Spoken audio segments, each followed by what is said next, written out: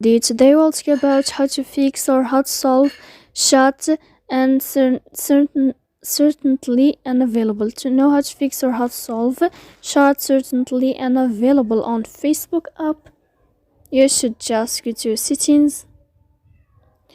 Here you can click apps, default apps, app settings. Then in this list you will enter to Facebook and you can click. Here in this page of app info you can click on first stop and you can click OK. Then you will enter to the window of storage. Here you can click clear cache.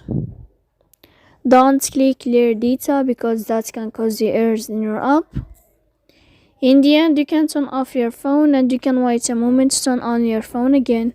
So please don't forget to support us by like and subscribe. See you next time in another video and thank you for watching.